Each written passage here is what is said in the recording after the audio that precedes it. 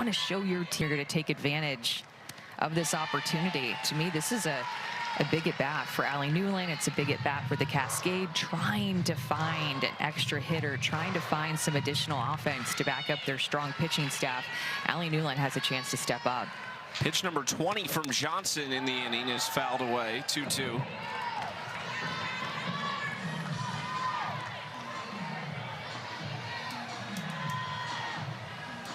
Portland bottom 2 in the majority of the main offensive categories in the league. Newland takes, full count.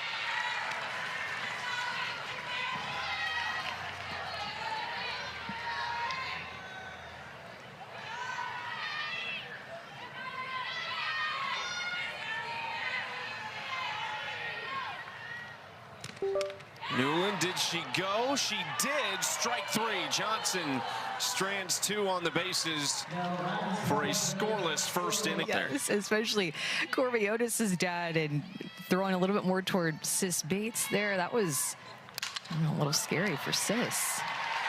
First pitch swinging for Sydney Sherrill, and Kenzie Brown has retired the first 4 batters that she has faced, and she has had an excellent start to her rookie campaign. She's made 3 appearances now. This is her 3rd start. Had a complete game win over the Talons, where she only allowed 1 earned, and at the time set an AUSL record with 10 strikeouts. That has since been broken by Montana Fouts this week. But she was the 15th overall pick in the college draft. It just looks like a steal right now. That's 15 out of 17 picks, just to be very clear. So she was, 3rd to last to get picked, and what an absolute steal because of how strong she's been throwing. I mean, she has just been absolutely dominant. Now a trickler to the right side. Vidalis flips to Sis Bates, and she cannot beat Bubba to the bag. Tori Vidalis is looking at Taraya Flowers saying, let's challenge it, but we'll see. Or she might have said she did beat me.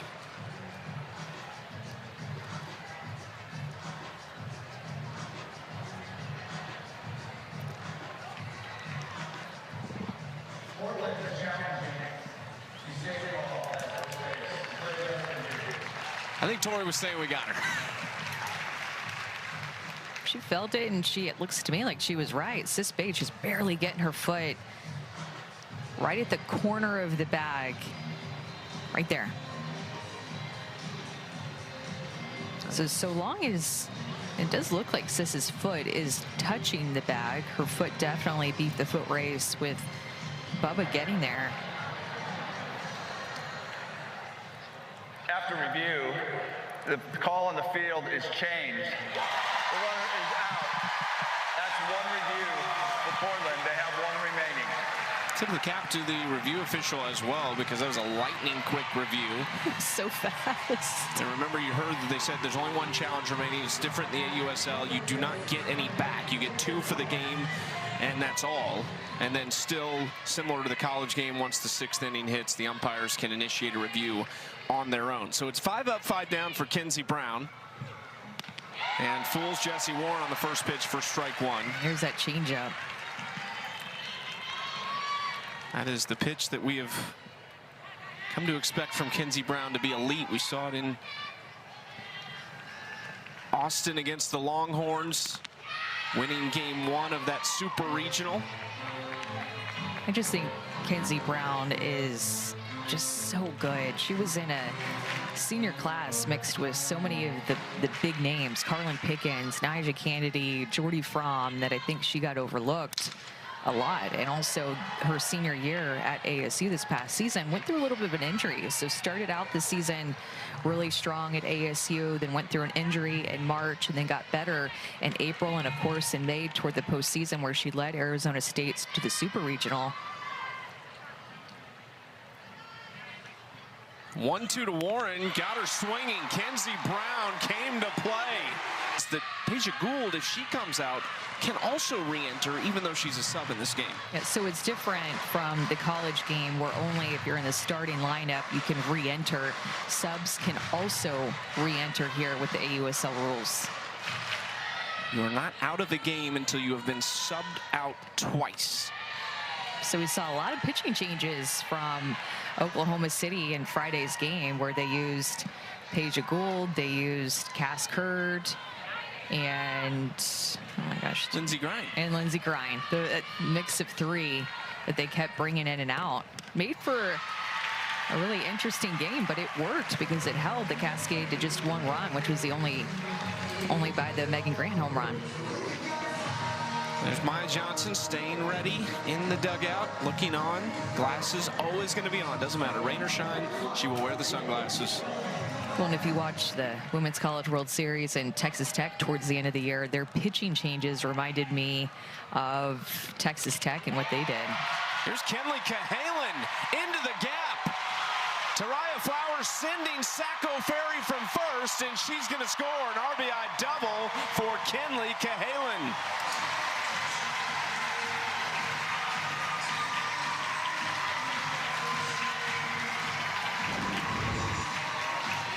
Portland needs somebody to get hot in the bottom of the lineup, and why not Kenley Cahalan, batting 118 entering into this game, but just has the potential to be a above 300 hitter in this league with what she did her senior year at Florida. Plates the first run of the game, and the Cascade take the lead early by the rookie. A chance to be a 300-plus hitter with some pop, too, which is what we just saw there into the alley for her double. Her first extra base hit of her career as a pro, and her first hit of the series. Now Sis Bates, Cahalan on second, and nobody out. I appreciate the Sparks idea of the pitching changes and how that worked for them in game 2 on Friday, but with nothing but lefties coming up in this inning, I would have left Maya Johnson in for this inning, and then maybe brought Gould into the 3rd inning or when the top of the Cascade order came up. But I love that lefty-on-lefty matchup that Maya Johnson brings in the circle for this bottom half of the order that are 5 lefties in a row. She has been their workhorse, as we showed you earlier in this game. We do have Sis Bates mic'd up today, so we'll talk to her live in the field at second base. Always fun to get to talk to Sis while she's playing. That has popped up to Sydney Romero, 1 out. You're going to notice with Paige Gould in the circle, though, in relief of Maya Johnson, a ton of spin and movement. So we're going to have another pitching change right here, right now, which you got to be on your toes, like we were talking about with what Texas Tech did late this season with Nyjah Kennedy and Caitlin Terry. Oklahoma City Spark have kind of taken that approach with the amount of pitching changes that they've made. I think that we're going to have another one right here. And we will step away if they do. It looks like Cassidy Curd might be headed this direction, so we are going to get another lefty as Oklahoma City Spark, and I have a feeling that we are going to see all 5, and I'm very interested to see how the pitching changes go from here on out, as we've already seen a couple of changes are just in the bottom of the 2nd.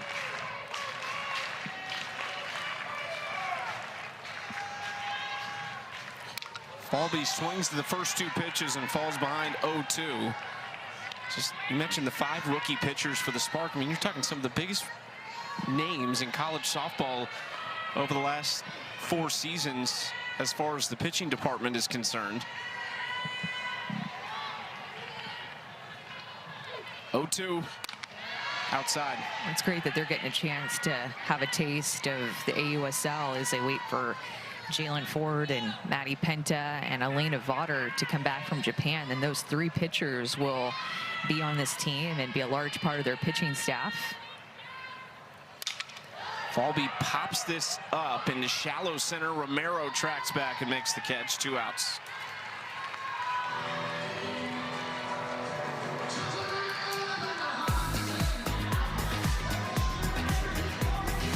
Well, coming up tomorrow night, Athletes Unlimited Softball League continues. Oklahoma City right back to work, but they're headed to Salt Lake City, traveling later today. First pitch at 8 Eastern. Catch it live on ESPN2 and stream it on the ESPN app. Talons are rolling, but they're dealing with some injuries as well, so that's an interesting series for the Spark and Talons. Utah gets to go home after traveling to Round Rock, Texas this weekend. Corby Otis at the plate. And that got her. So first and second, and here's one of those opportunities that it seemed like Megan Grant could not buy in game 2, but she gets one here with 2 on and 2 out. Just barely clipping Corby Otis, but that is a big pitch to get Megan Grant up in this inning, and you know that's why this coaching staff is going to come out and talk to Cascade and the defense about what they want to do with Megan Grant, or every time a coach goes out there. Now I'm looking to the bullpen to see if we're going to have a pitching change coming up, but probably liking this lefty on lefty matchup here with Megan Grant coming up to bat. The one earned run Curd gave up was the solo shot by Grant in game 2. You know, thinking about the 42 home runs that Megan Grant hit at UCLA this past season, 40 came off of right-handed pitching. 2 came off of left-handed pitching. Now, with that being said, she didn't have a lot of plate appearances against left-handed pitching. Only 35 plate appearances her entire senior year against left-handed pitching for those 2 home runs, compared to 211 plate appearances against righties for the 40. Takes strike 1 on the outside corner. And if that is going to get called, that is exactly where Cassidy Curd needs to live against Megan Grant. We talked about this. Her first AB pitchers have been throwing her a lot outside. Takes ball 1. You think about the names, the legends of the game that have played in that UCLA program. So for Megan Grant to be the career home run record holder at UCLA with 91 speaks volumes about the career she put together, certainly the last 2 years. 2-1 count. Going to try to continue to go to that curveball, see if they can get her to chase that pitch a little bit off the outside corner.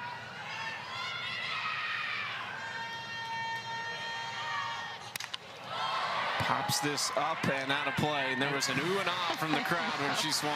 This is a great crowd that we have filling out this morning. I think everybody's yawning, got their coffee, maybe got here a little bit late, but seats filling up nicely for that 9:30 a.m. start. 2-2. Grant ground ball. This is going to get through into right field. They're going to send the runner home. The throw not quite in time. Cahalan scores, and Grant comes through.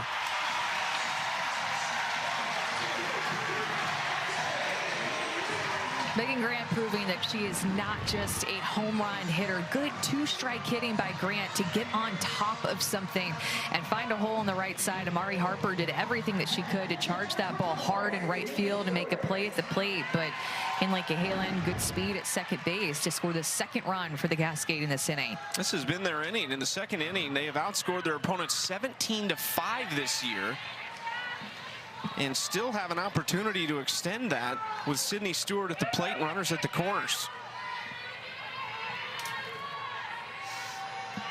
Stewart grounded into a double play after the first 2 batters in the bottom half of the 1st inning got on base. That gets away from Wiz, and Otis is going to score.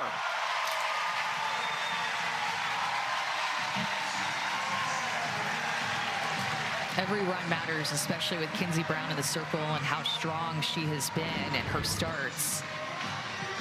Finding different ways to score, taking advantage of this pass ball off the glove, but Delaney Wiz just cannot catch that one, and Otis scoots in.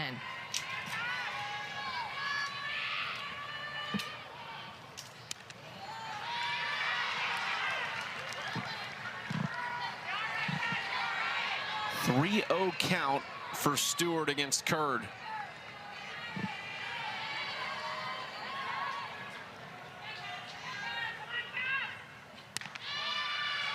And takes a 4-pitch walk.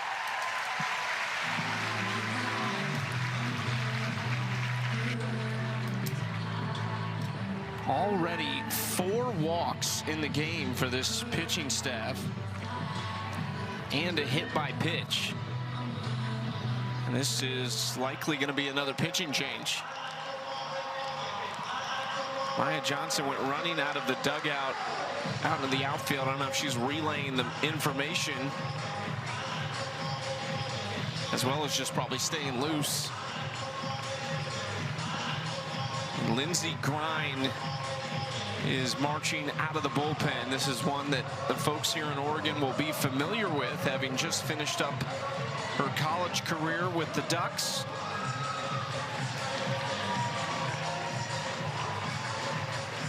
Tori Vidalis coming to the plate with 2 on. We saw Tori's first home run of the year in their Game 1 win. That game was also being carried on Deportes, which was awesome.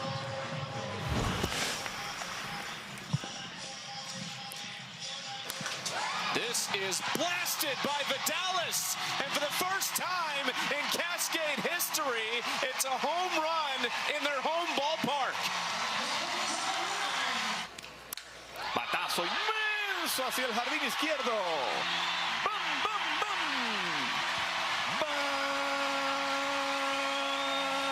Bambinazo de Tony Vidalis para la calle y amplía la ventaja Portland.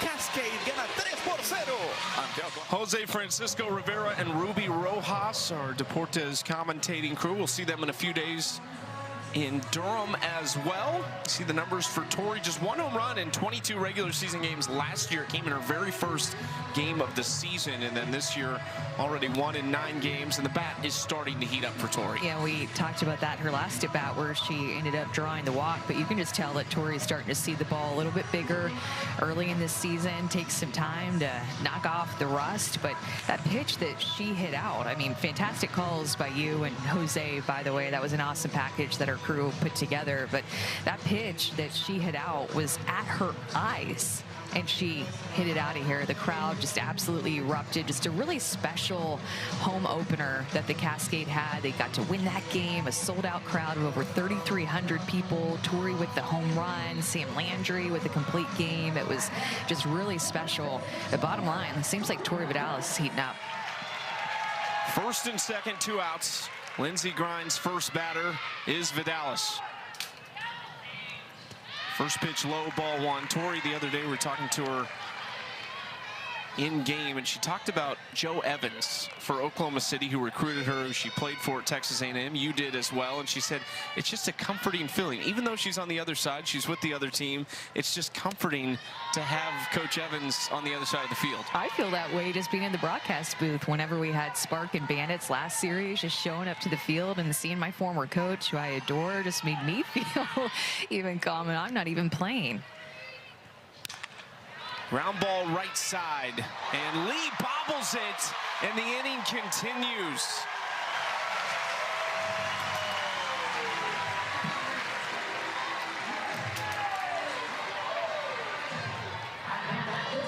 Defensive miscue to load the bases.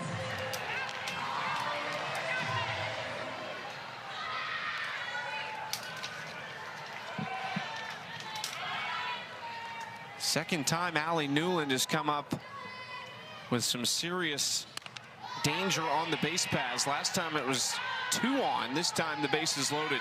And she's getting pitched tough, but pitched outside a lot. We've seen that in her pinch hit that she had, or her pinch hit appearance that she had earlier in the series and her first AB here. That's a better looking swing. If she wants to find a way to contribute, she's going to have to find a way to deal with the outer half that these pitchers are throwing against her, and consistently finding herself hitting with 2 strikes, which is just making it tougher and getting her to chase at times off the plate. Just 1 for 7 on the season for Newland. Again, fights this off. You can expect to see up in the zone from Lindsey Grind. Her rise ball at all different levels is going to be the pitch that she goes to pretty much 90% of the time.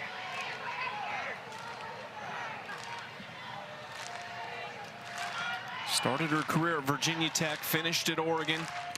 Stays outside 1-2. From Mokina, Illinois.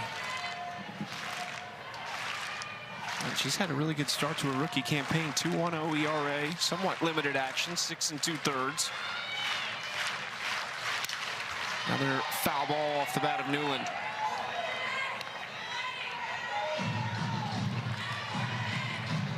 Her job in this 1-2 count is to continue to make Lindsey Grind work, but try to stay on top of one of these rise balls. You know you're going to get it from Grind. Do not chase it out of the zone. And if you swing at one, try to hit the top half. Try to get one through the infield or find a gap in the outfield.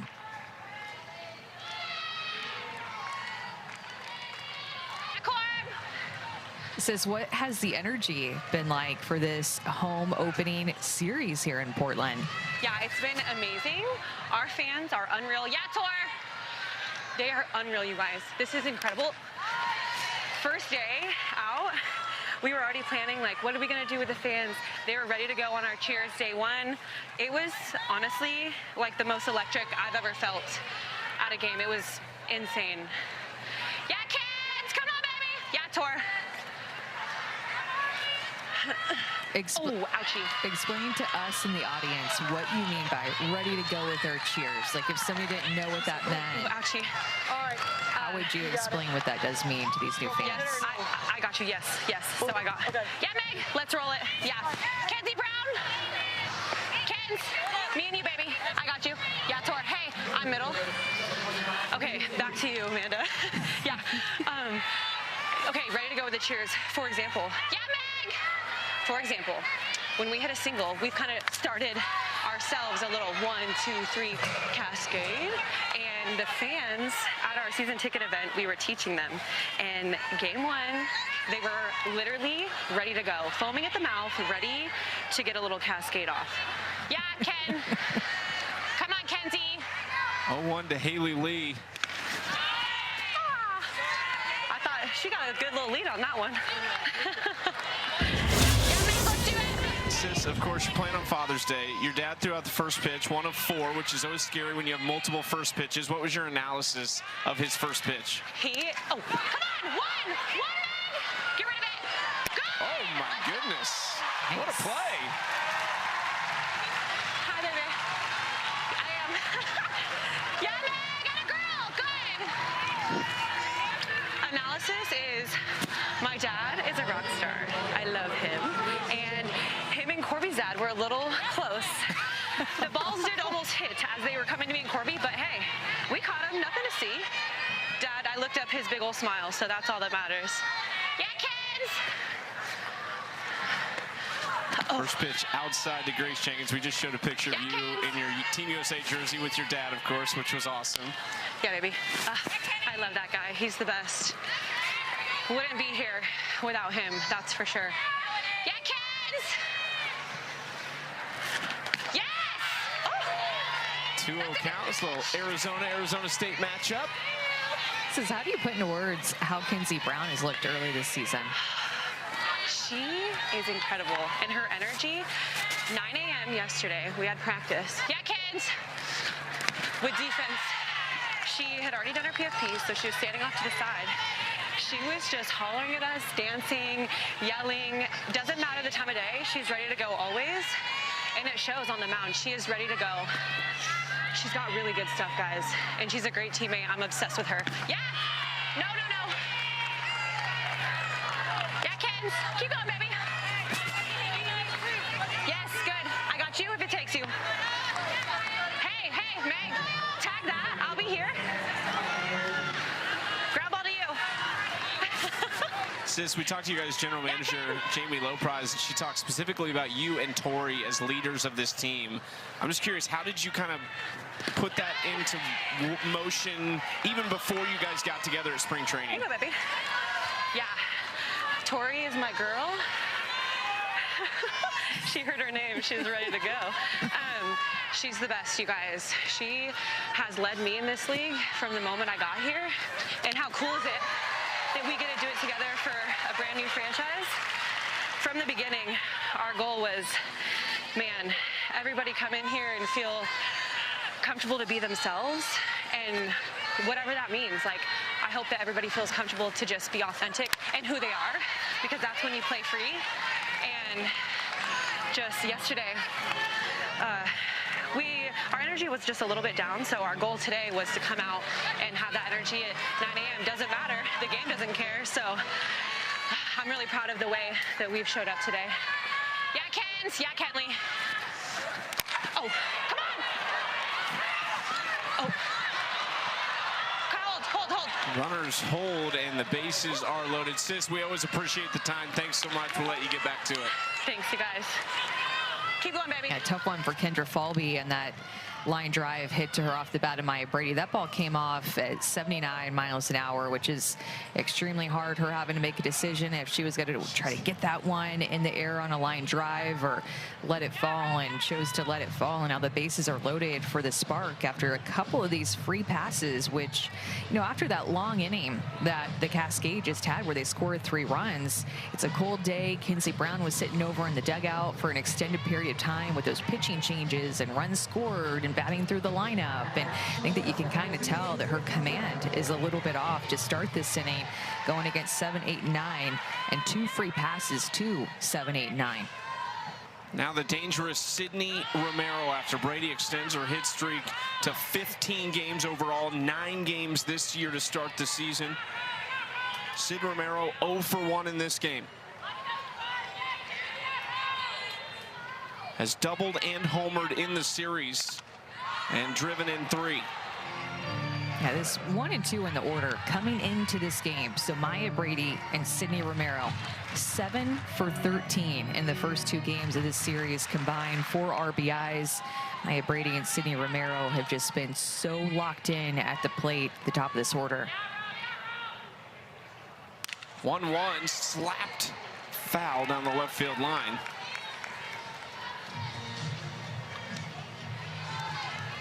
Here is Sydney Romero's last 6 games. So series number 1, she went 1 for 11 at the plate, drove in just 1, but 5 consecutive multi-hit games coming into today.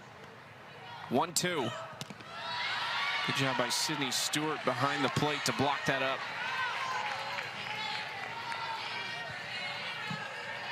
This is an ASU Arizona battery. Brown and Stewart. 2-2. This is ripped into right field and down for a base hit. It will score just 1, but Sydney Romero continues her red-hot start.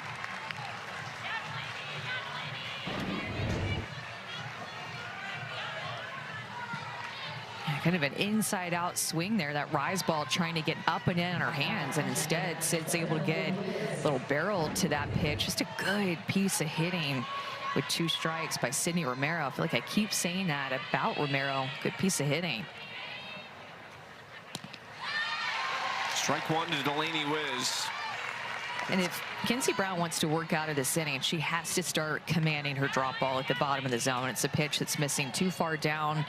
You're seeing Sydney Stewart having to block that pitch a lot. It's just not a competitive pitch this inning. And then being able to get her rise ball, which that was what that pitch was, a little bit more up in the zone. So just lack of command here for Kinsey Brown, how quickly it can change. And you can kind of tell in her body language and her laboring 20 pitches that she's already thrown in this inning, trying to work out of this jam after her team gave her the lead. Big pitch coming here, 0-2. Attacking Wiz, who fouls that back. I don't ask you this a lot. How would you try to get Delaney here if you're Kinsey Brown? I'd probably go back to this changeup that she threw earlier in the count, too.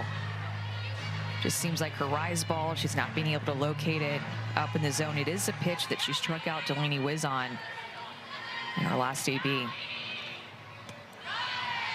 It is down and away. Ball 1. Improvement with runners on and runners in scoring position in game 2. They're already 2 for 2 today in that category. That was really the decider in game 1, 0 for 14 with runners on base. Doesn't seem to me like Kinsey Brown is getting a good grip on these pitches. Like the ball is slipping out of her hand. She's not able to get underneath pitches. You can always tell too if pitches are supposed to be up and they end up a little bit more down in the zone. She's just not getting underneath it. Not having a good grip on the ball. Just continuing to go to that rag in her back pocket as well.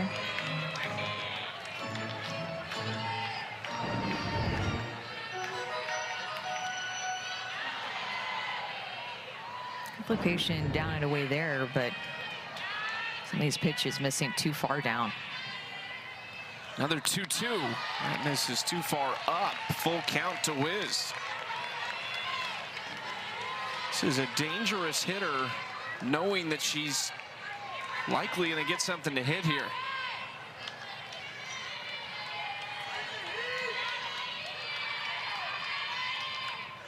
(3-2). Wiz was ready, but underneath it. And still thinking about, if you're Kenzie Brown, you're one pitch away from getting out of this inning. Roll a double play to your middle infield that's playing back, or hard ground ball to Megan Grant over there and can turn it.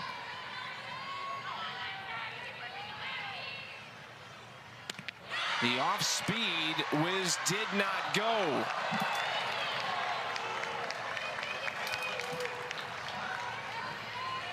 Thought she held back on this changeup, but it's another pitch that does not hit its spot. I think it's a good call. And now a one-run game, still the bases loaded, and still just one out for Sydney Sherrill.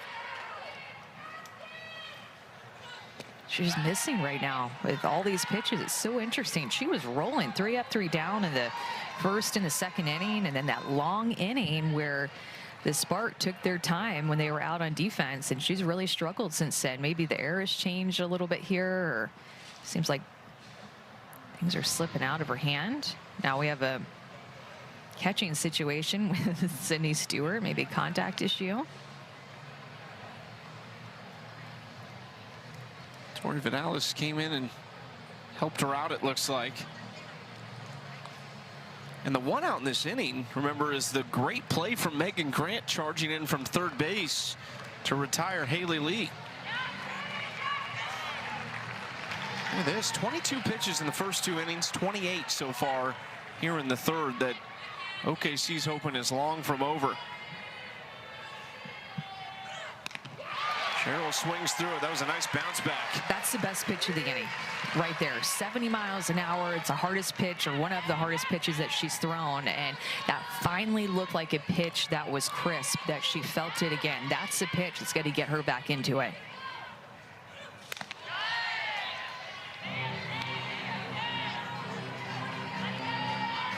(2-1).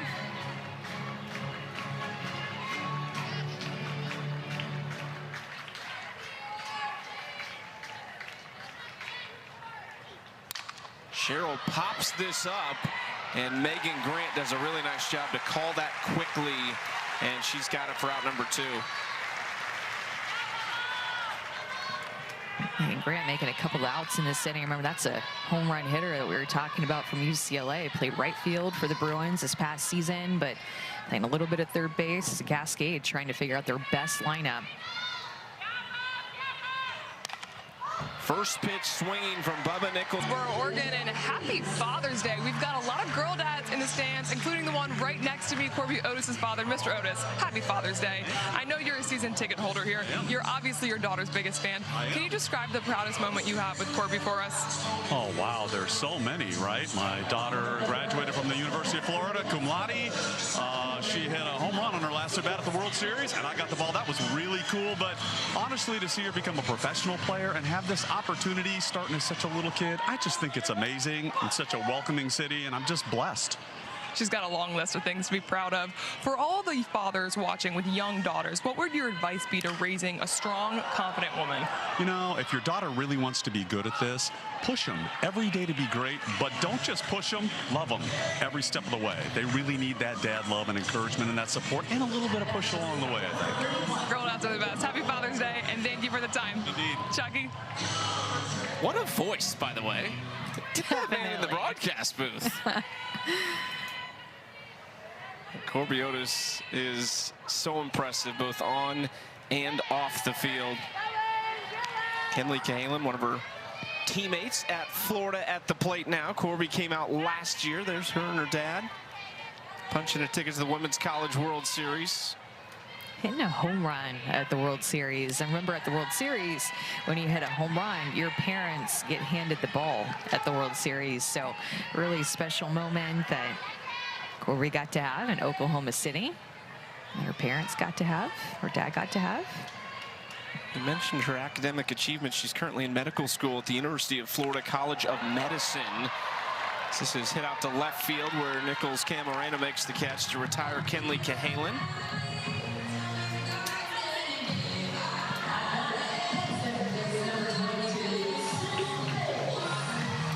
Nichols Camarena making that catch. Now her former 10 and under teammate, Sis Bates, coming to the plate. These two played together in their youth days out in California.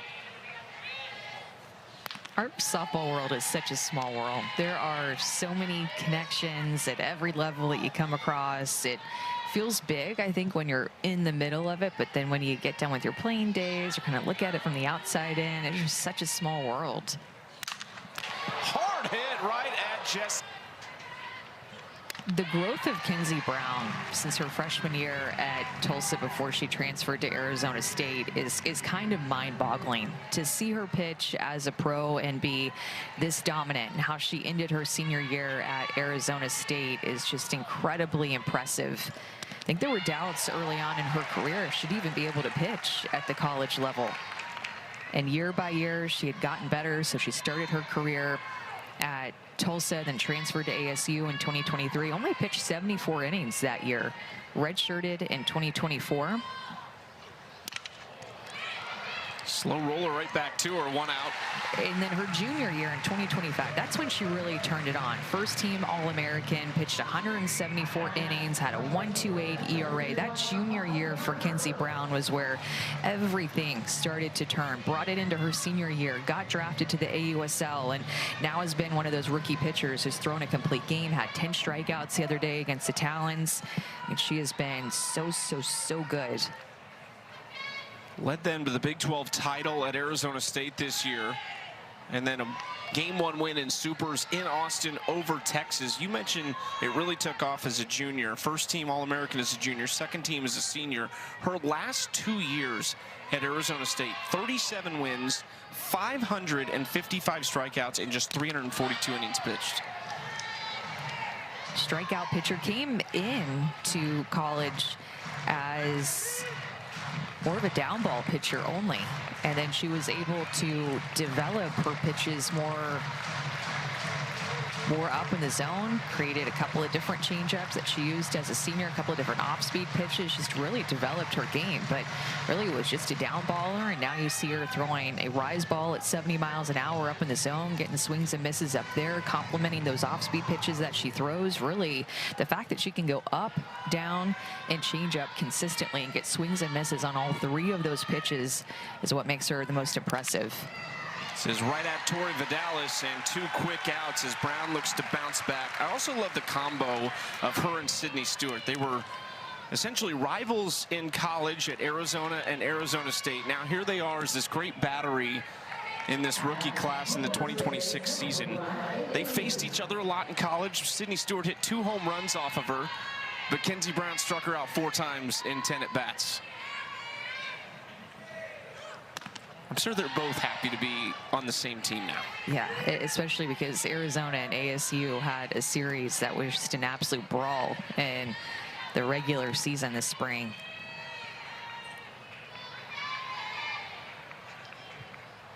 Oh man, devastating changeup. So nasty.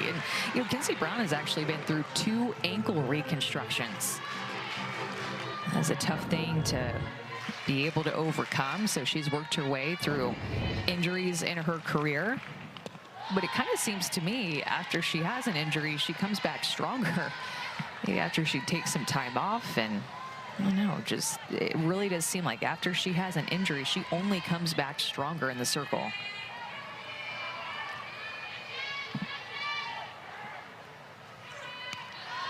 Two-1 gets away, and now hitters count here for the 8-hole Haley Lee.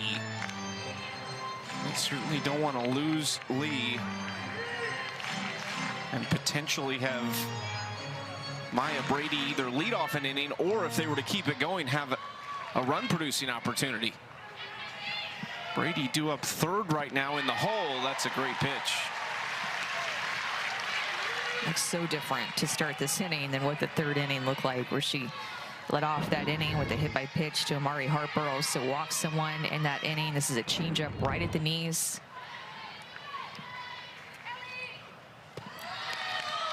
Bounced in, a 2-out walk to Lee. And it'll bring up another familiar face for Kenzie Brown, and certainly for Sydney Stewart, in the form of Grace Jenkins, who finished her career at Arizona this year. She faced Kenzie Brown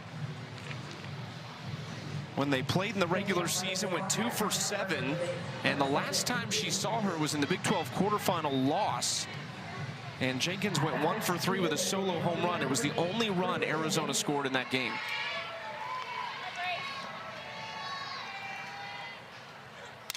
Swinging first pitch. And maybe lucky for Kinsey Brown, Sydney Stewart is back behind the plate, maybe having a little bit of information on Grace Jenkins to talk to the coaching staff about how to call pitches. They probably looked at a lot of tape on her as well.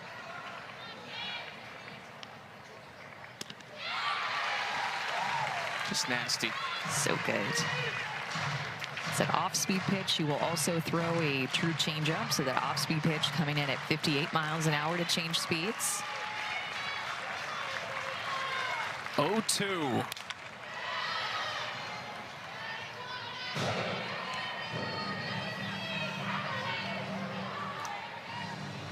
In 9 plate appearances against Brown, Grace Jenkins only struck out 1 time.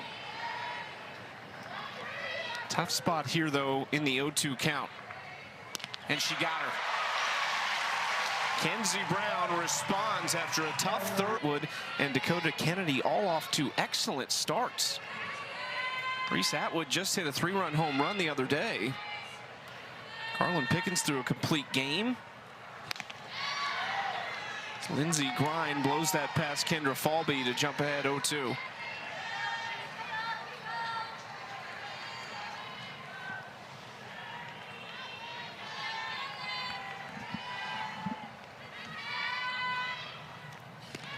Bounced into Falby.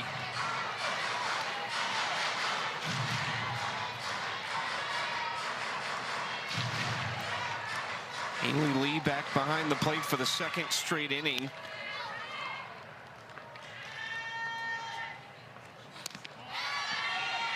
Just outside 2-2 count.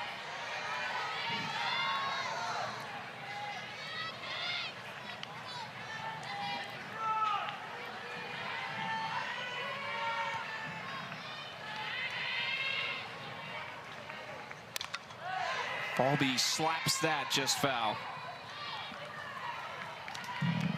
Lindsey Grind entered this game back in the 2nd inning, so this is her 2nd full inning of work. Went 1-2-3 through the order in the 3rd, and now faces 9-1-2 here in this 4th.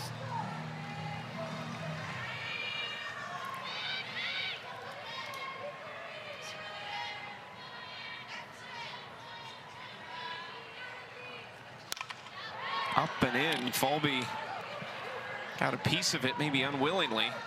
Yeah, we haven't seen a pitching change in a while, which it feels odd in this game considering we saw 3 in the 2nd inning. I have eyes on Ruby Malin warming up behind the left field wall, and then actually Maya Johnson is all the way behind her in the full fence. It's about 300 feet away. Tapped back to Romero, and she is quick to get the speedster Falby for the 1st out. So hadn't seen anybody warm up in that far bullpen, but Ruby Malin and Maya Johnson getting in some work right now, but usually they've been pitching just behind the left field walls. So there's Maya Johnson getting loose, kind of on her own out there in the real bullpen. And Ruby Malin was throwing. Saw her just a few seconds ago. Top of the order, Corby Otis with 1 out, nobody on. Mentioned that Blaze team, how well that they played yesterday. Carlin Pickens is looking incredible in the circle. Reese Atwood with a home run. Carlin Pickens and Reese Atwood was the battery that I didn't know I always needed in my life. I mean, a rookie battery with Atwood catching Carlin Pickens. That Blaze team is just starting off so strong. And every time Carlin Pickens throws, it just seems like she's having quick outings. Her Blaze teammates are supporting her with a lot of runs in the circle.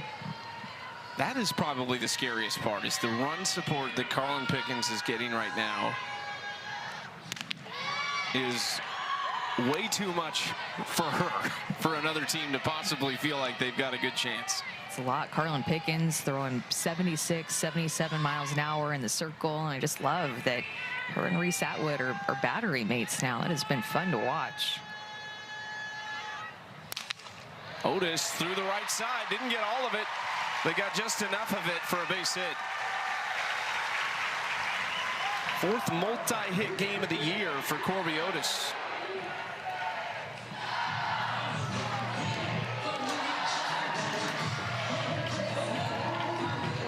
These are the moments that they've wanted to put Megan Grant in, and she's getting more of these opportunities today. Third time she's come to the plate with at least one runner on. She delivered last time with an RBI single.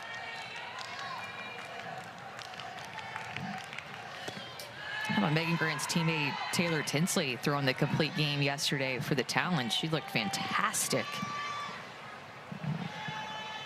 8-0 win for Utah, who just keep on winning despite the fact that they are missing some key pieces on that roster right now.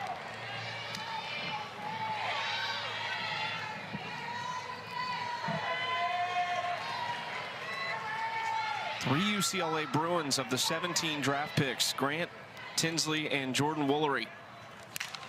Grant pops it up. Warren hustling in. Haley Lee slipped on the on-deck circle mat. I don't think she was going to get there.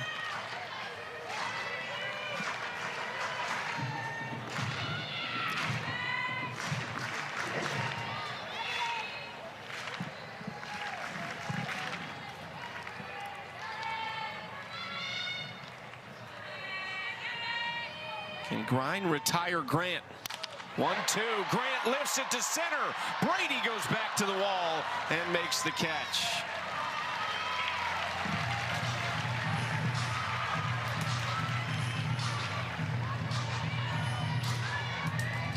Two outs.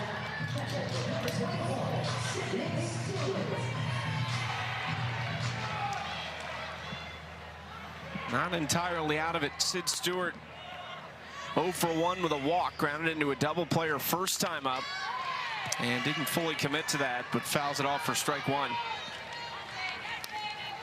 A whiz as Kenzie Brown falls behind 2-0 in the count. Just a big game overall. These two separated by a game in the standings. We're over a third of the way through this AUSL season. The top three teams in the standings will reach the postseason. The #1 team goes straight to the championship, while the second and third seeded teams will play a one-game play-in in College Station, Texas. These two teams both right in the thick of it in what feels like the early stages of this season, as Brady takes this to right field. Otis is back, and Maya Brady has done it again. Her league best 5th home run of the season, and it ties the game at 3.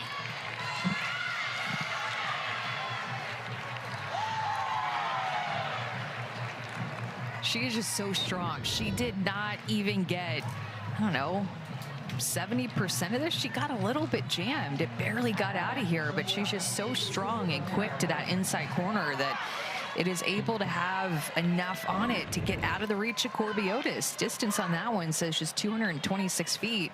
We're talking about a player who last series hit a home run in Chicago that went 310 feet to the right side. Maya Brady now 5 for 10 in the series, 2 doubles, 2 home runs. She is an elite talent, leading the charge for Oklahoma City.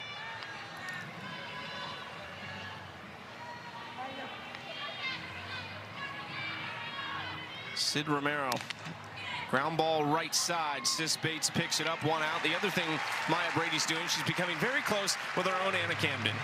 Oh yeah, that's right. Maya's my girl. Hopefully we have a cleaner interview today than we did on Friday. But you are picking up right where you left off on Friday. Take us through that at bat.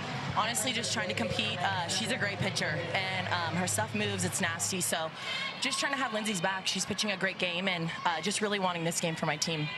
I'm dying to know who came up with the celebration that you guys do after every single home run. Okay, I would like to say it's me. My initial thing was like, I wanted a Superman jump and everyone catch, but I think that was a little bit of a hazard. So, you know, we had to revert to the trust fall. Okay, I love the trust fall. Thanks, Maya. Effort. It was a group effort. Chunky.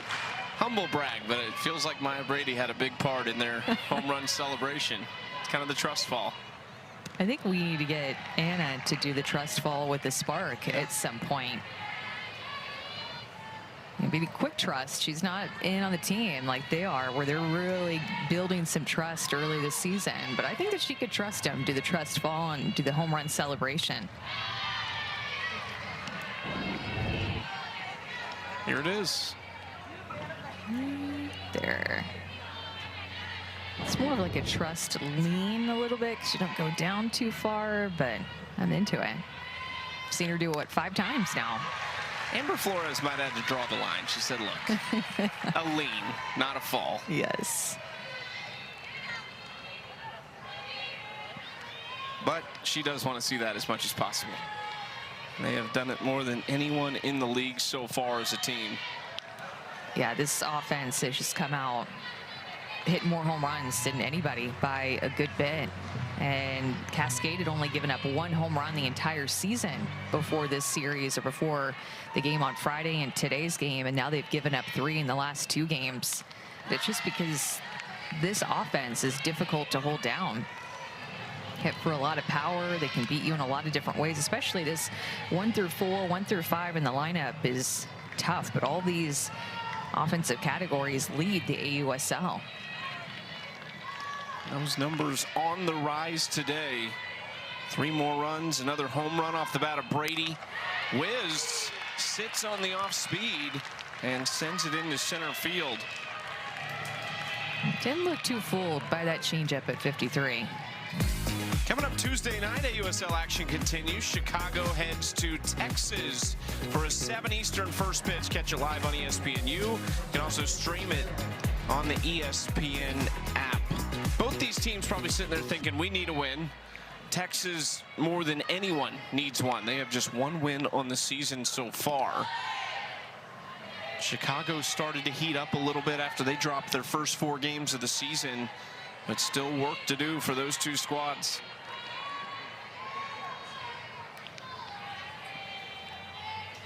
Sydney Sherrill at the dish. She was fooled by the off speed for strike 1. Cascade might be thinking about some pitching changes here with that Brady home run, the way that Wiz sat on that changeup this 3rd time through the order.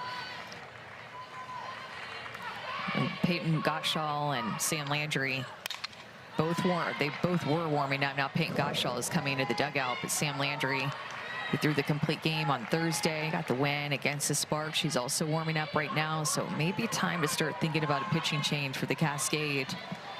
Kenzie Brown going deep into this game. Seen Landry, of course, as an elite starter, but also in the closing role. She got the save in game 2 against Utah in replacement of Kelly Maxwell. There's Landry getting loose out there. Gottschall now back in the dugout. She's ready to go.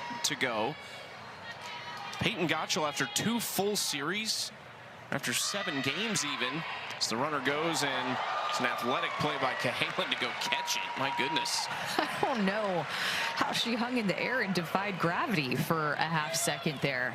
She jumped to get that throw that looked like it was just going to continue to sail out into center field, but she just hangs in the air.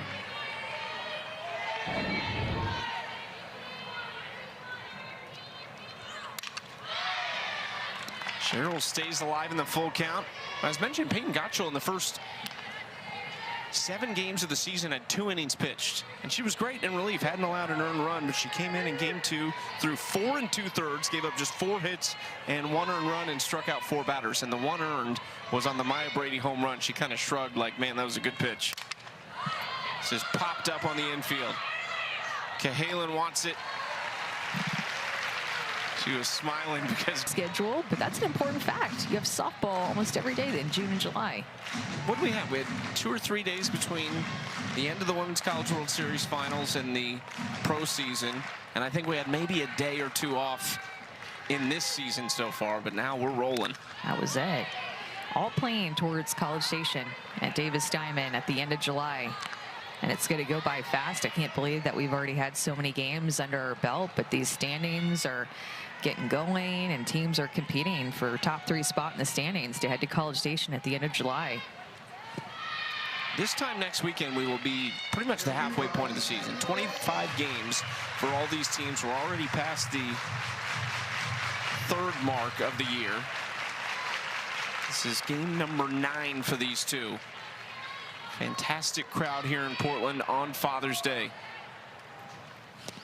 Bounced in, ball 3. Sydney Stewart leads it off, 3-2 count to the slugger out of Arizona. Big 12 Player of the Year there this year for Caitlin Lowe. Big 12 batting champion as well. Back-to-back All-American nods as a Wildcat. Sits on this, didn't get it all, and it's out to Bubba Nichols-Camarena for the first out. Well, we talked about how this Portland team was built. There's a big emphasis on pitching. And so when they went into the draft, their expansion draft, 3 of their top 4 picks were pitchers. They went Landry from the Volts, Carly Hoover from the Blaze, and Peyton Gottschall from the Volts as well. You see Tori Vidalis, who steps to the plate now on that list as well. Their final expansion draft pick with the 6th. When you hear us talk about the drafts, the expansion draft was just for the Cascade and the Spark to pick off of the existing team's unprotected players. The allocation draft was all of the remaining players available, and all 6 teams got to make selections. Well, that's what has made this series so interesting, is that it's both the expansion teams competing against each other. Allocation draft, they went number 1 with, or their number 1 pick with Kelly Maxwell. Mia Davidson and Carly Hoover will join the team very soon, coming over from Japan. So we'll get a veteran catcher back behind the plate, Mia Davidson, and then add to the strength of their pitching staff, bringing in a veteran pitcher and a hard thrower, and Carly Hoover.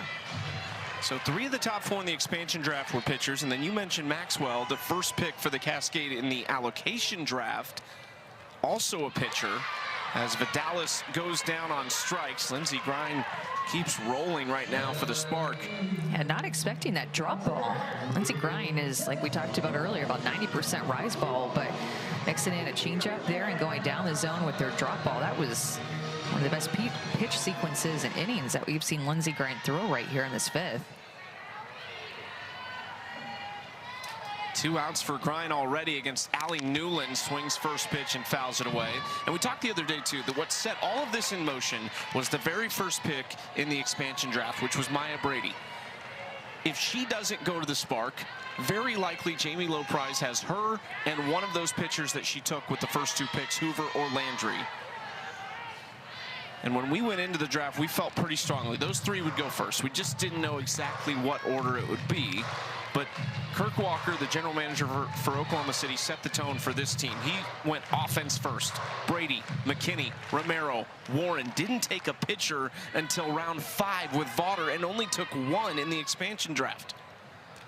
That was Kirk Walker, the general manager of the Spark, next to Commissioner Kim Ng, having a chat up there on a nice balcony on a cool Portland morning.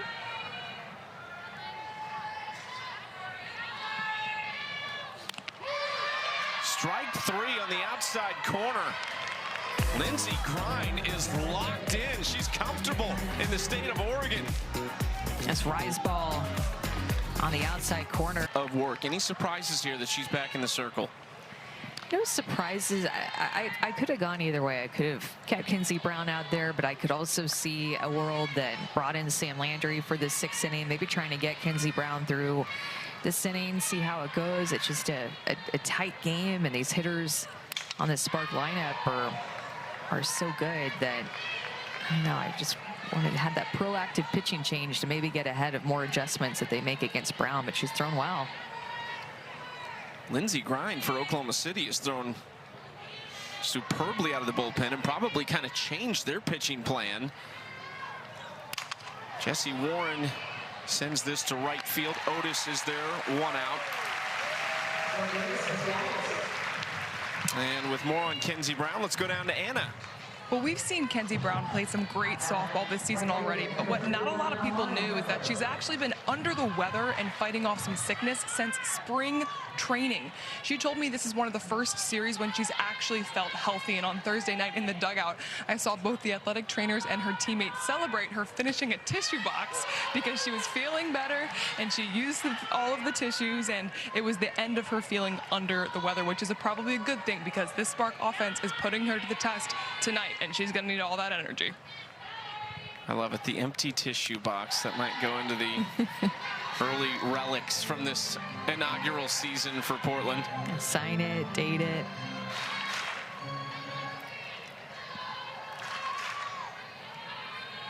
Five and a third today, 4 hits, 3 earned runs for Brown. Now facing Amari Harper for the 3rd time, who was 0 for 1, was hit by a pitch and scored on an RBI single by Sydney Romero. Cascade took a 3-0 lead back in the bottom of the 2nd, but haven't scored since. Harper in the air. Sacco Ferry calls off Cahalan. 2 outs. I don't think it's this glove that Kenzie Brown is using, but it was the one that she was using at ASU, a different one. She had embroidered on that glove, "Be Someone" today. And it's a quote on Father's Day, so we'll bring up her dad, but it's something that her dad had told her. He was in the military, had all girls, just a different dynamic with her and her sisters growing up. But he said to her, "You have the rest of your life to be nobody, be somebody today." So she had on her glove, "Be Someone" today, that you could see when she would go into her pitch. Just kind of a cool quote on Father's Day. That means a lot from her dad. Great pitch for strike 1 to Haley Lee. She's certainly been somebody in her softball career and is quickly announcing herself at the professional level as one to keep an eye on. Lee fouls it off, 1-2. See when she pitches too, Kenzie Brown, she kind of steps off toward the first base side. I think that gives it a different look to these hitters out of her hand, because she so often steps toward first base or toward the outside corner to right-handed hitters. Series in the history of this young franchise. Sierra Sacco Ferry leads it off against the new pitcher, Maya Johnson. Spark trying to pull themselves level with the Cascade in the AUSL standings. Portland 5-3, Oklahoma City 4-4. This could be very meaningful because these two teams will only meet 2 more times this year. Those games will be in Oklahoma City on July 4th and 5th. Here's the standings as it is right now. Everything's pretty tight, the exception of the bolts down there. Sierra Sacco Ferry in the left center. Even Brady can't track this one down. And Sierra Sacco has a double.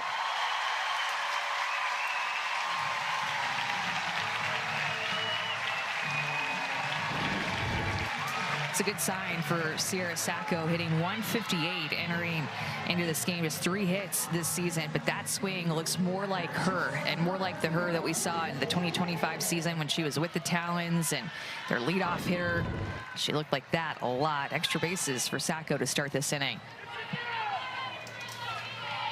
Mentioned Maya Johnson re-entering this game.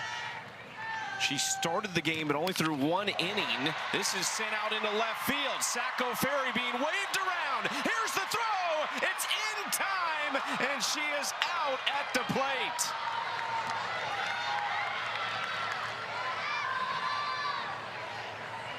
Cahalan did advance to second. Taraya Flowers most likely just confirming no obstruction or anything on the play. Is an aggressive call at third base. Yeah, so what you're looking for here for this obstruction that Taraya Flowers is hoping for on this call, and a big reason too why she likely was so aggressive and sent Sierra Sacco there. You have a new catcher back behind the plate, Haley Lee, who hasn't had a lot of catching so far this season. It's been Delaney Wiz, so aggressive just to make the spark make a play. However, that throw took Haley Lee to the first base side of home plate. So the throw already kind of naturally took her out of an obstruction position. This is not going to be obstruction to me. I don't even need to see another replay, and it's a quick one. After review, the call in the field stands. There's no obstruction. Runners out. So once Haley Lee has possession of the ball, she can block do anything she wants to block the bag. So clearly that throw took her to the first base side. She is well out of obstruction territory, blocking the leading edge of home plate. no problem at all. And after 2 hits in a row off of Maya Johnson, another quick pitching change to get Lindsey Grine right back in there, as subs can re-enter the game, which is different than the college game. So Maya Johnson was a starting pitcher for the Spark. She's now going to be burned because it's the second time that she's exited the game. This is the second time that Lindsey Grine is entering into the game. So once she leaves again, she will be burned. But it's different than the college rules, and it allows for a lot more pitching changes and not just having to use the flex rule like what Texas Tech did with Caitlin Terry and Nyjah Kennedy. A lot more flexibility with the pitching staff here for the Spark, like we've seen. So Johnson's day is done. Runner on second base, 1 out, and it is Sis Bates that will come to the plate against Lindsey Grine. Here are her numbers so far today. 3 1/3, 1 hit, no walks, no runs, and 2 strikeouts. Lindsey Grine probably putting together her best performance as a pro to this point in her rookie season. Absolutely, and 8-9 in this game for the Cascade have not gotten a hit.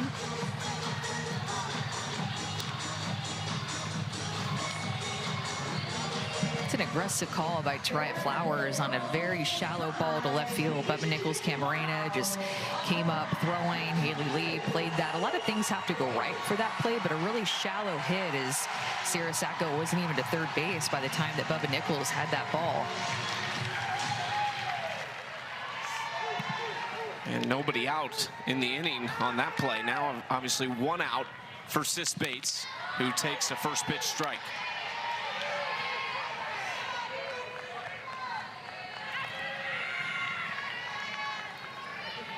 And Sis gets something through the infield to potentially give Cahalan a chance to score.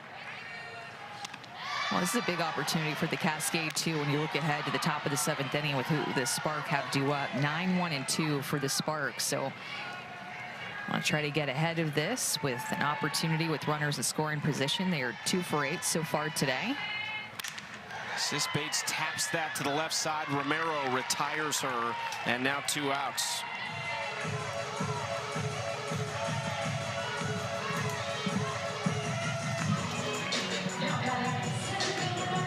Well, it looked like a very promising start to the inning is now in danger of not producing anything for the Cascade. Kendra Falby, the last chance.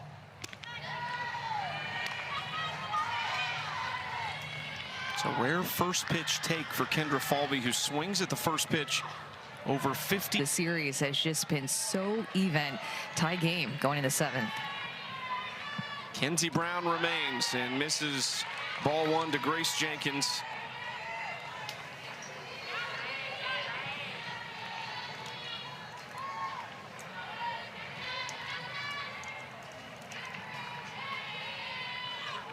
That misses outside. 2-0 count.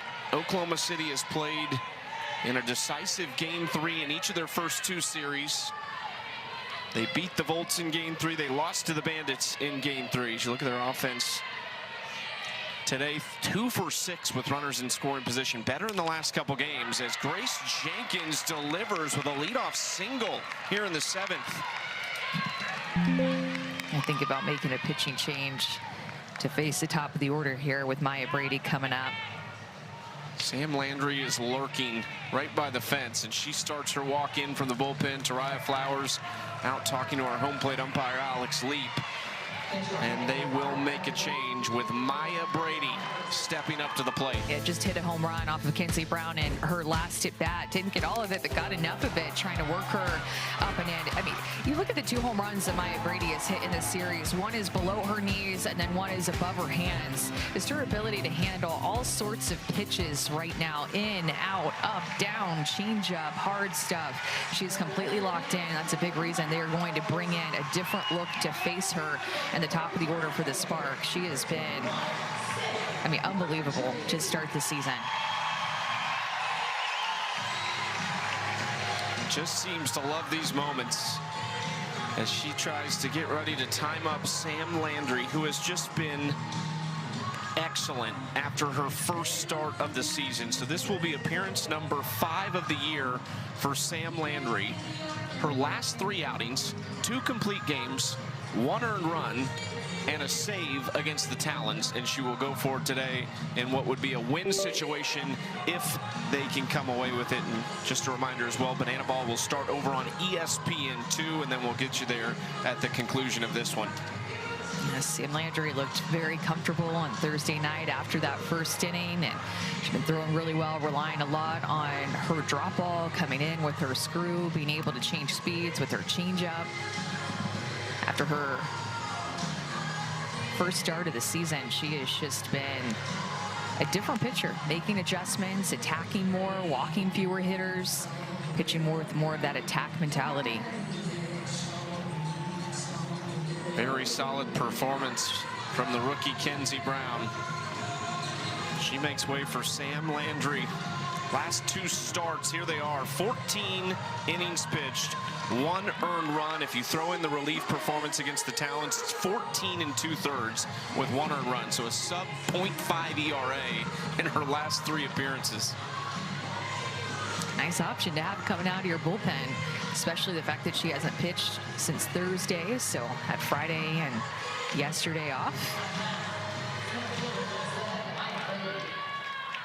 Landry versus Brady.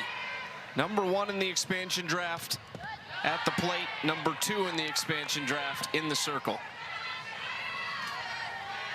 I just wonder too, will you look back on this game in a few weeks' time and say that was the difference in who made the playoffs and who didn't?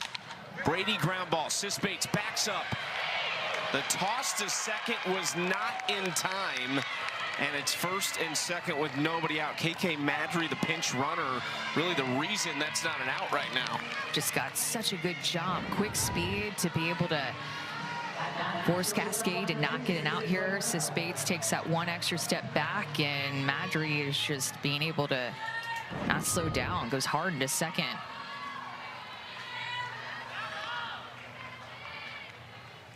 Sid Romero showing bunt and fouls it back. They try and advance both of these runners into scoring position with Delaney Wiz on deck, Sydney Sherrill in the hole.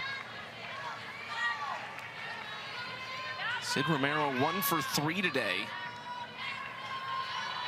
See if she tries to bunt again. Nice stop by Stewart.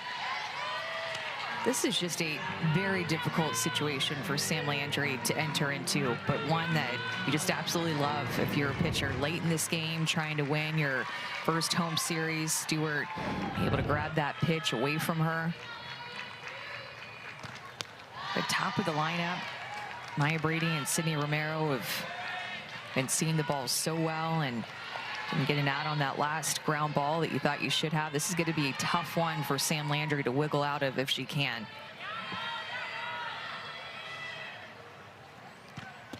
Two-one inside. Now a 3-1 count to Romero, who is trying to extend a 5-game multi-hit streak. Homered in game 2. Has driven in 4 runs in the series.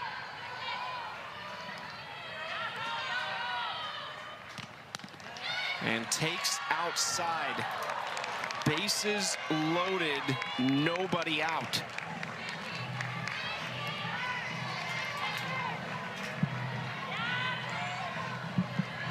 Delaney Wiz had 2 walk-off hits last year as a member of the Chicago Bandits. Now trying to be the game winner today. Would not be a walk-off, but could potentially be a game-winning hit. Well, an infield is going to be playing in. Earlier in this situation, they likely would have been playing back, trying to turn the double play, had a lot of game left. But with where we're at in this game in the 7th inning, the infield trying to cut down a run at home, which a double play opportunity presents itself there. Got to be quick to home and then quick to first. Especially quick to home with KK Madry, the pinch runner, who, again, there would be 1 out in this inning likely had they not made that move. But Madry's speed was too quick for Sis Bates to get the force out moments ago at second. 0-2 from Landry. Ground ball, foul. And luckily with Sam Landry, her drop ball is her most used pitch. at this point in the season. So a ball that's moving down the zone can create ground balls for her infield, likely how they'll be throwing in this situation.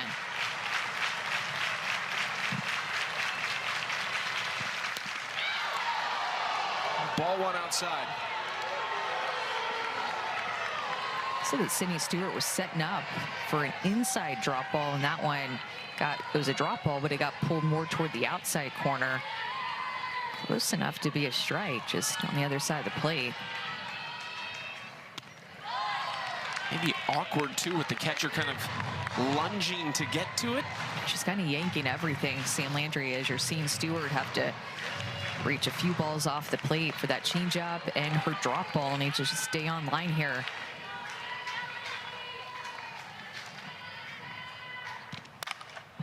In the air and out of play.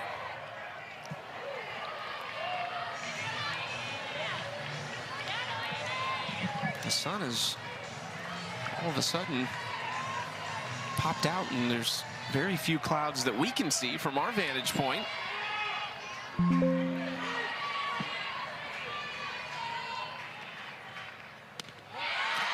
Wiz takes, crowd wanted it. Landry wanted it. Instead, it's a full count. What a take. I do think that this is a ball. I know the fans want it, but what a take by Delaney Wiz on that changeup. If it would have been a half ball more up, I think it would have been a strike, but that is a great take by Wiz. Pitch 8 of the at-bat. Another foul ball. Delaney Wiz is just relentless at the plate right now in the biggest moment of this game.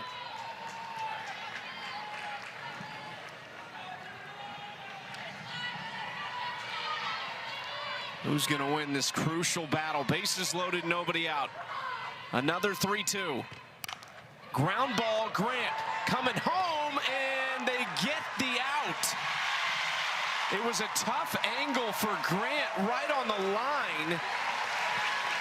But her and Sydney Stewart come up big without number one. That is such a difficult throw with Marjorie running in front of her, and kind of a blind throw for Megan Grant. They're going to challenge this. We'll see if Stewart's able to keep her foot on home plate. Bang, bang throw. I don't see her bobble that throw, but look how that's really the only place that Megan Grant could have thrown that. She tucks it in low and out of the way of Marjorie. I mean, that is almost like throwing a dart to a spot. After review, the call in the field is confirmed. The runner is out. That's their first challenge. They have one remaining. That was not a hard hit ball, by any means. That's not the difficulty. The difficulty was the angle of the throw by Megan Grant and the position that she was at in the field, throwing around the base runner, and just the intensity, knowing that one run can win this game. This throw has to be perfect, and it was. This is the only spot she could have put it.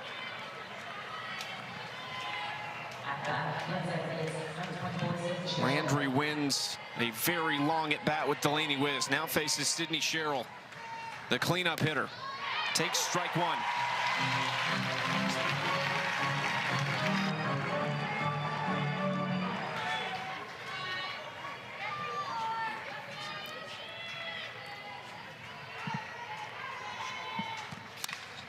Sherrill fouls it back. Now she's behind 0-2 in the count.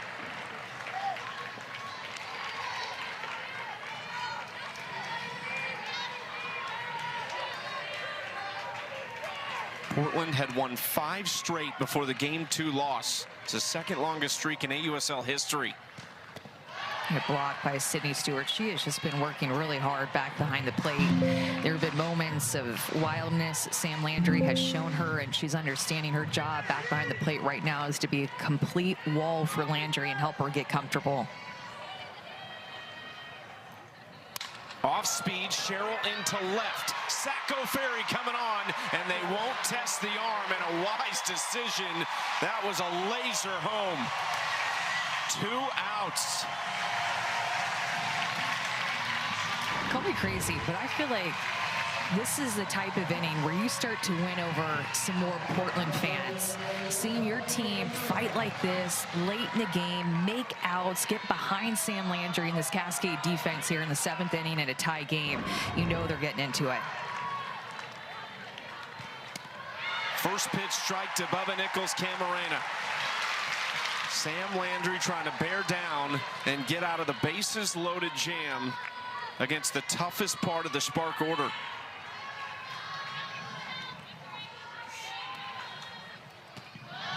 Outside ball one. Rory Heberlein, the pitching coach and assistant coach for the Cascade, calling pitches and doing a great job here, working with Sam Landry, understanding what's working right now, where she's pulling some pitches and trying to get her as comfortable as possible. And just being able to rely on that drop ball in this bases loaded situation.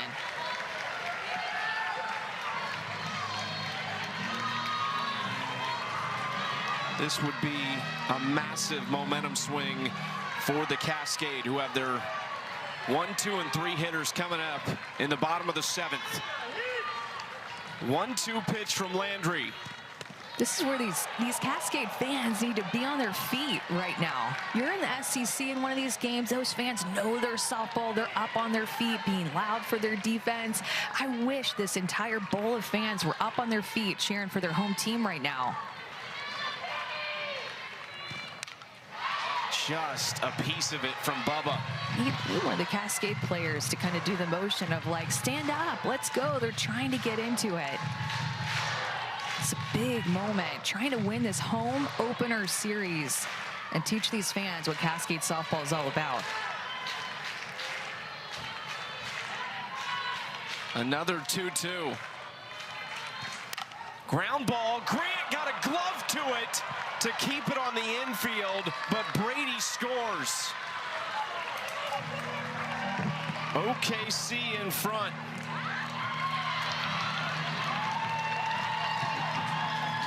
Or no. They're going to say the inning is over. Oklahoma City waiting for an explanation, as are we.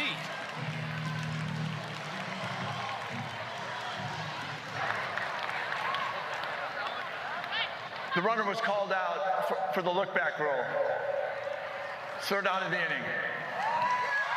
So runner will score. They're saying that the runner, I guess at third base, was off of the bag whenever the ball was in the circle. Not sure which runner they're referring to, but to the best of my knowledge, that run will stand. It was what happened after the run scored, the look-back rule.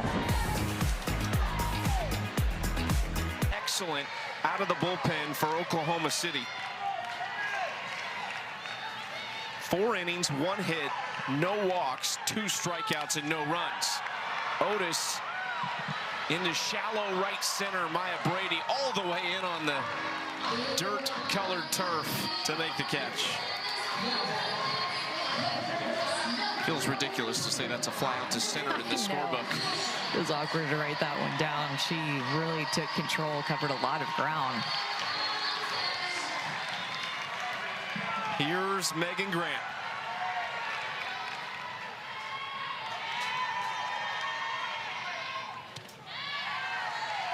Takes ball 1 low. What can you not do if you're Lindsey Grind in this at bat against Megan Grant? I would say come inside and leave 1 over the heart of the plate. They're going to be working her in the outside corner consistently. And being able to change speeds like that, she's not thrown that changeup a ton, but that was exactly where it needed to be. She has just had a fantastic relief outing.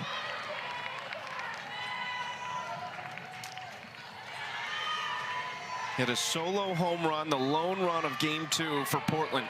She has hit 3 in her career. I mean, you just see even before the pitch call comes in, Haley Lee is already setting up on the outside corner. They know exactly how they've been wanting to attack Megan Grant, not come inside at all. If Megan Grant wants to find a way on, she's going to have to deal with this outer half. 3-1. And she can take it the opposite way, too. Even more so this year, her senior year at UCLA, than any other year. She was able to use the middle to left side of the field. Bounced in. Grant is on. Winning run. Steps to the plate.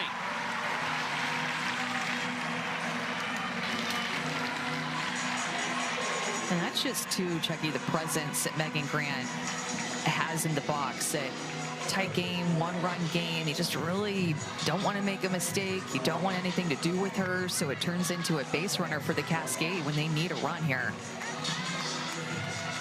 Kennedy Powell will enter as a pinch runner over at first base with 1 out, and Sydney Stewart at the plate. This year's Big 12 Player of the Year and batting champion.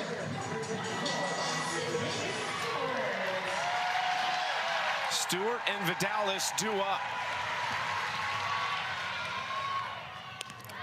Wow, first pitch off speed for strike 1.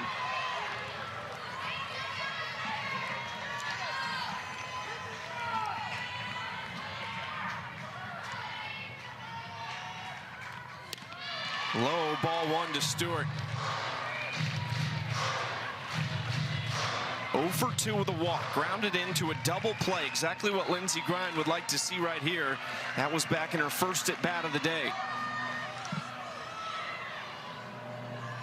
Grind is going to hear from OKC coaching staff. Courtney Oliver Elkins. Sydney Stewart is as dangerous as they come. She has been robbed of a home run this year by Jada Coleman. She's been robbed of a ball that probably would have hit off the wall earlier in this series by Maya Brady. So the swings have been there, the results have not. I love this conversation going on between Sydney Stewart and Tori Vidalis. Tori Vidalis, one of the oldest vets in the league, definitely on this team, giving advice to Sydney Stewart, the kind of thing that gives you goosebumps about what that conversation was like, and somebody with a ton of experience trying to get into the mind and confidence of Sydney Stewart in this big situation, her rookie season. Here we go on the 1-1. Inside ball 2. What a day it could be for Sydney Stewart. She caught the first pitch from her dad pregame. He was there when she got her golden ticket at Arizona from Jenny Finch.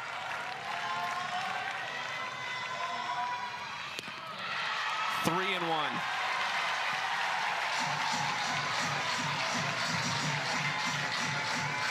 Lindsey Grind so intense in the circle. Tough spot here. Hitters count for Stewart. Takes the off speed on the outside corner, full count. In this inning, she's completely pitching against her scouting report, going to her drop and her changeup more often. Usually she is a rise ball pitcher, but she's not using it at all. Stewart takes back-to-back walks.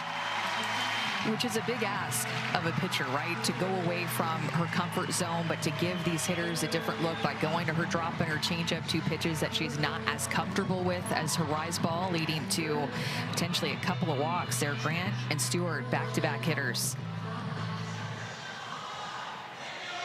That is going to force a pitching change, and we will see all 5 arms today for Oklahoma City. Grind was excellent, but her day ends right here, and it's Ruby Malin coming in to try to get the 2-out save. The scorecard is just a mess trying to keep up with these pitching changes. I need a new system. I'm just not really cut out for this, because we just don't see it a lot, but we're seeing it more often lately with between Texas Tech and Oklahoma City Spark.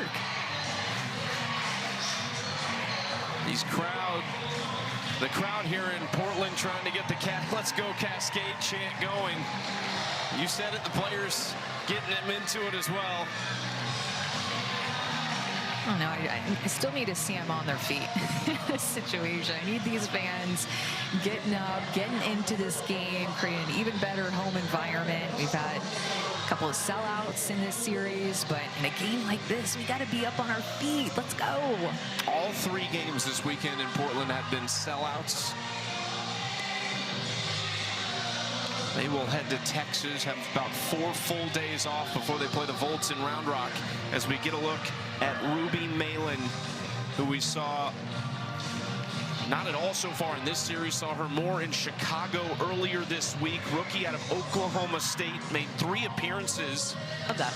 Couple starts, 1 in each series and 1 relief.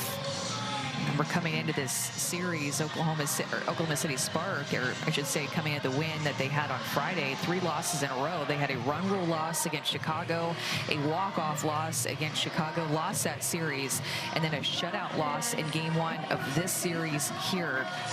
So they've been put into some tough situations these past few games, just trying to figure out a way to win a series and not lose 2 series in a row. And we did see Ruby in game 1 through 1 1/3, 1 hit, 1 walk, 3 strikeouts. The strikeout numbers have been really good for Ruby Malin early in her rookie campaign. Tori, first pitch swinging, and Malin will go to first. It's a low throw handled by Delaney Wiz, who's now over at first base.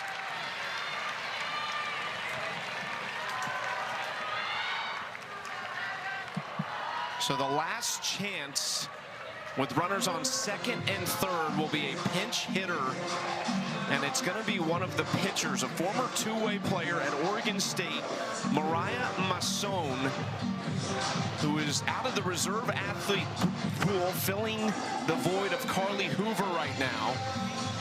This could be Mariah's last game as a member of this Cascade team, with Hoover expected to return in the coming days. Winning run on second base. It's a pinch runner, Kelly Torres. Tying run at third in the form of Kennedy Powell.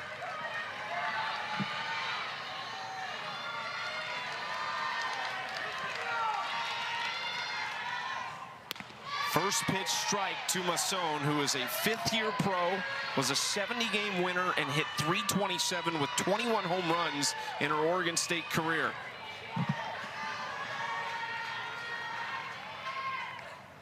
Swinging, slow roller, first base side, Wiz places the tag, and Oklahoma